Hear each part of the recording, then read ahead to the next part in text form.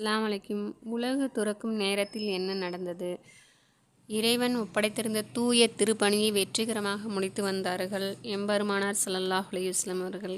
வேலை முடிந்துவிட்டது. அவர்கள் உலகு துறக்கும் காலமும் வந்துவிட்டது. கடைசி முறையாக தாம் கட்டிய பள்ளிய வாசலையும் அன்பு தோழர்களுக்கு தாம் அறநெறி போதித்த அல்லாஹ்வின் திருவீட்டையும் பார்த்துவிட்டு நண்பர்களை சந்தித்து விட வேண்டும் என்று நபி ஸல்லல்லாஹு அலைஹி வஸல்லம் அவர்கள் நினைத்தார்கள். மிகுந்த சிரமத்துடன் அவர்கள் பள்ளியை அடைந்து மக்கள் கூட்டம் அவர்களை சுற்றி மொய்த்தது. உமர் ரலியல்லாஹு அன்ஹு அவர்களின் தோலை பிடித்து கொண்டு மெல்லிய குரலில் பெருமானார் பேசினார்கள். அன்பு தோழர்களே, உங்கள் அனைவருக்கும் நீதியாக நடக்கவே நான் முயன்று வந்திருக்கிறேன். உங்களில் எவருக்கும் நான் தீமை செய்யாது அறியேன். உங்கள் அனைவரிடமும் இரக்க சித்தத்துடனேயே நான் நடந்திருக்கிறேன் என்று எண்ணுகிறேன்.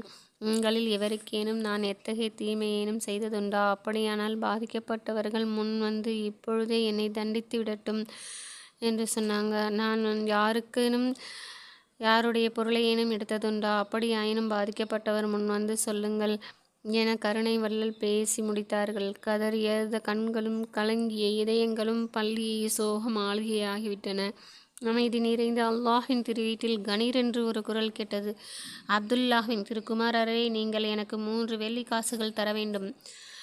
நோன்பு பெருநாள் முடித்ததும் நான் உங்களுக்கு விறகு சுமந்து வந்தேன். அந்த வகையில் எனக்கு பாக்கி இருக்கிறது என்றார்.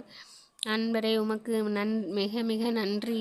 இறைவனின் திரு சந்நிதானத்தில் என்னை கடனை கேட்டு என்னை வெட்கப்பட செய்யாது.